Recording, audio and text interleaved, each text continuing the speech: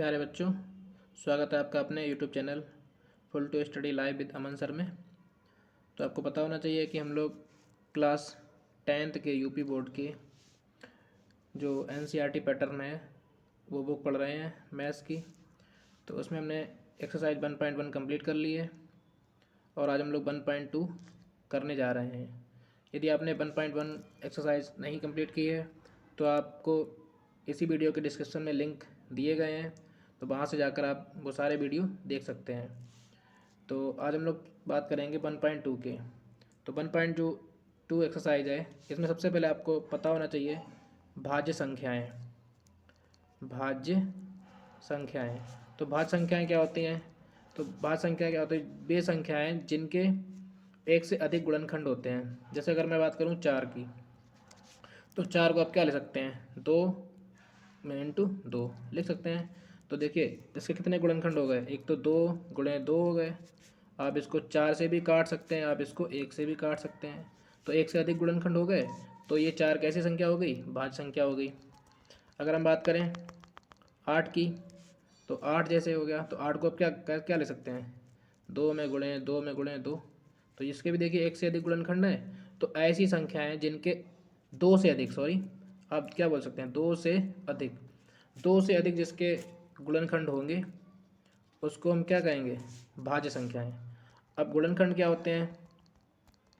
तो अब जैसे मैं बात करूं 8 है, तो 8 को क्या ले सकते हो आप? 4 में गुणे 2, तो इससे गुणनखंड हो गए।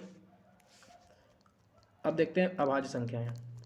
तो आप भाज्य में ले समझ सकते हैं, तो सबसे 4 हो जाएगा, 8 हो जाएगा, 10 भी हो जाएगा आपका, 9 भी, ये सब भाज्य संख्या हो जाएंगी आपकी, ठीक है।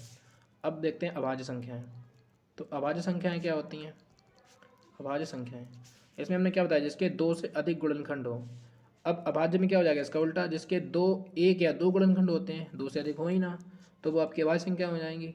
जैसे आपकी 2 हो गई, 2 का आप किससे काट सकते हैं? किसी से नहीं काट सकते हैं। 2 एकम 2 या 1 दूनी 2, ठीक है।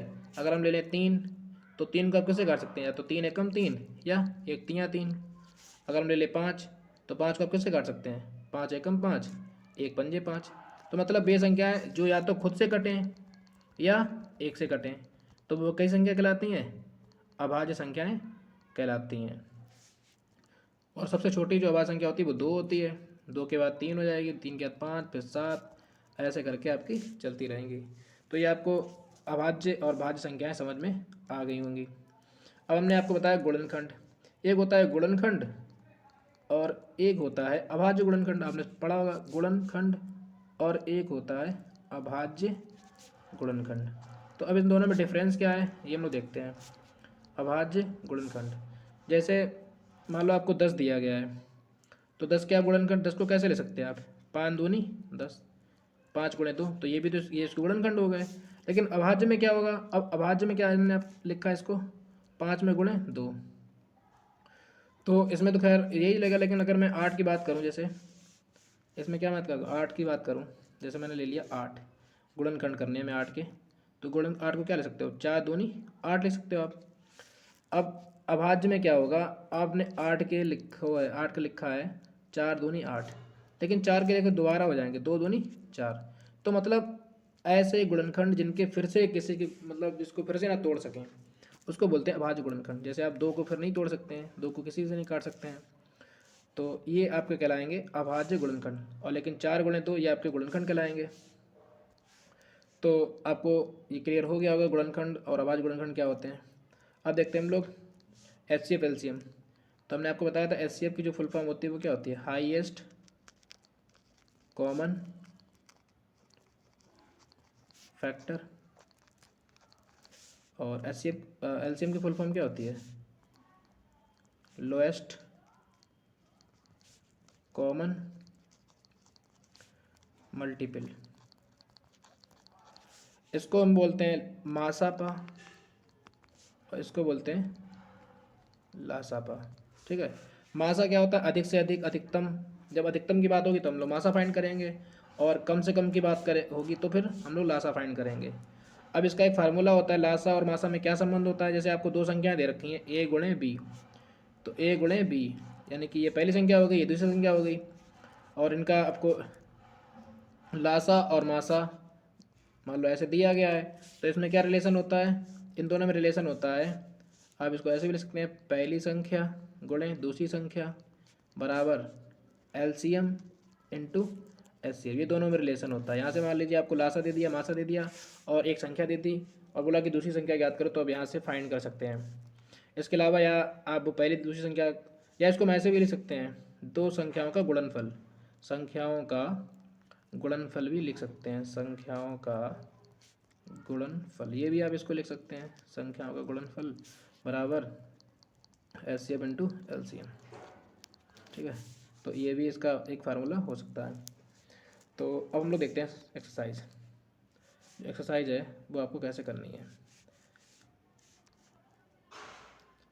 एक्सरसाइज 1.2, अगर आपके पास बुक है तो आप बुक में देख सकते हैं। एक्सरसाइज 1.2 में इसमें क्वेश्चन पहला कह रहा है, निम्नलिखित संख्याओं को अभाज्य गुणनखंड के गुणनफल के रूप में व्यक्त कीजिए। निम्नलिखित संख्याओं को अभाज्य गुणनखंडों के गुणनफल के रूप में व्यक्त कीजिए। तो क्वेश्चन नंबर आपको 1 है, इसका 1 का पहला क्वेश्चन देखिए, आपको दिया है 140, तो इसके अभाज्य गुणनखंड करने हैं तो आप 2 से काट दीजिए इसको, 2 सत्ते 14 और 2 दूनी 4, क्योंकि आपको पता होना चाहिए अगर अंत में यानी जो यूनिट प्लेस होता है, इकाई का अंक इधर से गिनते हैं, इकाई, दहाई, सैकड़ा, तो आपको जो इकाई पे अगर 0 2 4 6 8 इनमें से कोई संख्या आती है तो वो संख्या 2 से कट जाती है। तो 2 सत्ते 14 हो गया, फिर 2 से काट दीजिए। जब भी आप 2 से काट रहे हैं तो संख्या को आधा करते जाइए, जैसे 140 का आधा 70 हो गया, 70 का आधा क्या होता है 35 होता है। अब देखिए लास्ट में कितना आ रहा है 5, तो ये 2 से कटेगी नहीं, 3 से भी नहीं कटेगी, तो हम सीधे किससे काटेंगे 5 से, 5 सत्ते 35 और 7 एकम 7। तो इसका आंसर क्या हो जाएगा, यहाँ पे आप लिख सकते हैं अभाज्य गुणनखंड, क्या हो जाएंगे अभाज्य गुणनखंड, 2 दूनी 4 पंजे 20 और 20 सत्ते 140, 2 गुणे जो भी आपके जो आए हैं फैक्टर, 2 गुणे 2 गुणे 5 गुणे 7, ये आप इसको यहाँ पे लिख सकते हैं, ये इसके हो जाएंगे अभाज्य गुणनखंड। क्वेश्चन नंबर 2 देखिए, क्वेश्चन नंबर 2 में कह रहा है 156, तो हमने आपको बताया यहाँ पे देखिए लास्ट में कितना आ रहा है 6 आ रहा है, तो फिर से 2 से कट जाएगा, 2 सत्ते 14, यहाँ पे कितना बचा 1, यहाँ पे 16 हो गए, 2 अट्ठे 16, फिर 2 से काट दीजिए, 2 3 6, यहाँ पे कितना बचा 1, यहाँ पे 18 हो गए, 2 नेम 18। अब देखिए यहाँ पे लास्ट में कितना आ रहा है 9 आ रहा है, तो ये 2 से तो नहीं कटेगा, तो हम 3 से काटेंगे इसको, 3 एकम 3, 3 त्रिका 9। अब 13 तो किसी से कटता नहीं, 13 तो भाज्य संख्या है, तो 13 खुद ही 13 से कट जाएगी, तो इसके फैक्टर क्या आ गए 2 में गुणे 2 में गुणे 3 में गुणे 13, ये आपका आंसर हो गया। तो इस तरीके से आप इसके अभाज्य गुणनखंड कर सकते हैं। क्वेश्चन नंबर 3 है, क्वेश्चन नंबर 3 ये आपको दिया है 3825, तो इसको भी आप कर सकते हैं, 5 2 7 7 8 15 3 18, तो ये 3 से कट जाएगा। ऐसे करके आप अंकों को प्लस कर लिया करिए, जैसे आपको ये वाले जो अंक हैं इनके बीच में प्लस कर लो। तो पहले तो आप 2 से चेक करेंगे, दूसरी संख्या कटेगी या नहीं, तो पीछे तो 5 है यूनिट प्लेस पे, इकाई के अंक पे, तो आप इसके अंकों को अगर आप प्लस करेंगे तो देखिए 5 और 2 7, 7 और 8 15, 15 3 18, तो 18 जो होता है वो आपका 3 से कट जाता है, 3 18। तो इस तरीके से आप चेक भी कर सकते हैं कि 3 से कैसे कटेगा, 2 से तो कटेगा नहीं क्योंकि पीछे कितना है 5 दिया गया है, तो इसलिए हम 3 से काटेंगे इसको। तो 3 से काटिए, 3 एकम 3, 3 दूनी 6, यहाँ पे 2 बचे, यहाँ 22 होगा, 3 सत्ते 21, फिर 1 बचा यहाँ 15 होगा, तो 3 बचे 15। अब फिर से 3 से देखिए कट सकता है कि नहीं, 7 5 12 2 14 1 15, फिर 3 से कट जाएगा, 3 चक्कू 12, 3 दूनी 6, फिर यहाँ पे 1 बचेगा 15 होगा, 3 बचे 15, 5 2 7 4 11, 4 2 6 5, ये कटेगा नहीं, अब 5 से काटेंगे हम लोग, 5 अट्ठे 40, यहाँ पे 2 बचे तो 5 25, फिर आप 5 से काटिए, तो 5 एकम 5, यहाँ पे 3 बचे 35 हो गए, 5 सत्ते 35। अब 17 आपको पता होना चाहिए, 17 जो होती है वो कैसी संख्या होती है अभाज्य संख्या होती है, तब 17 एकम 17, तो इसके फैक्टर क्या हो जाएंगे यहाँ पे लिख दीजिए आप। सबसे पहले किससे कटा था 3 गुणे 3 गुणे 5 गुणे 5, 3 गुणे 3 गुणे 5 गुणे 5 गुणे 7, ये आपका आंसर हो गया। तो अगला हम लोग देखते हैं क्वेश्चन, अगला क्वेश्चन नंबर 4। अब क्वेश्चन नंबर 4 क्या कह रहा है 5005, इसको कैसे करेंगे 5 एकम 5 0 0 5 एकम 5, अब ये कैसे कटेगा 1 0 0 1, तो 5 से तो कटेगा नहीं, 6 से भी नहीं कटेगा, 7 से, 6 से, 7 से देखते हैं। 7 एकम 7, यहाँ पे कितने बचे 3, 30 होगा, 7 चक्कू 28,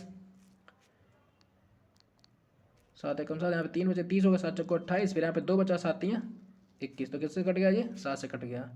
अब हम लोग ये 7 से नहीं कटेगा तो हम क्या करेंगे, 7 के बाद 8 से ट्राई करेंगे, 8 से कटेगा नहीं क्योंकि इकाई और दहाई से जो संख्या बनती है उसको 8 से डिवाइड होना चाहिए।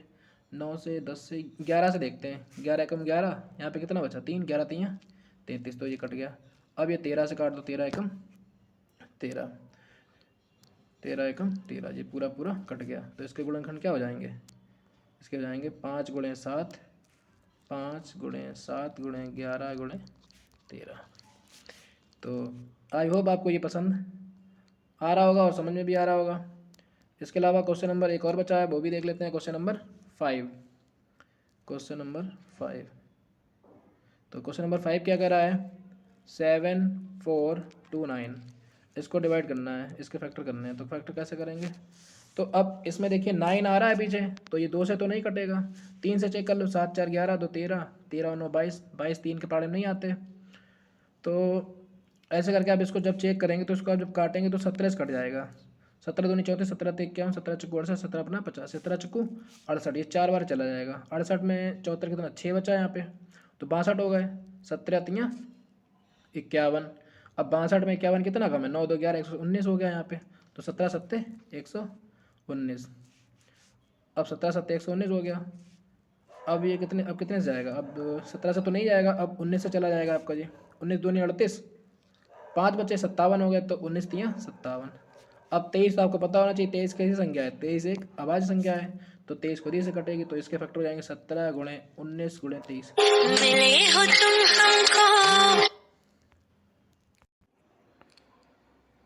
तो इस तरीके से आप इसके जितनी भी प्रकार की संख्याएं हैं उन सबके फैक्टर निकाल सकते हैं। तो आपको वीडियो ज़रूर पसंद आई होगी। तो इस तरीके से आप जितनी भी संख्याएं हैं सभी के फैक्टर निकाल सकते हैं। तो फ्रेंड्स, आज के वीडियो में बस इतना ही, मिलते हैं एक और इंटरेस्टिंग वीडियो के साथ। Thanks for watching this video and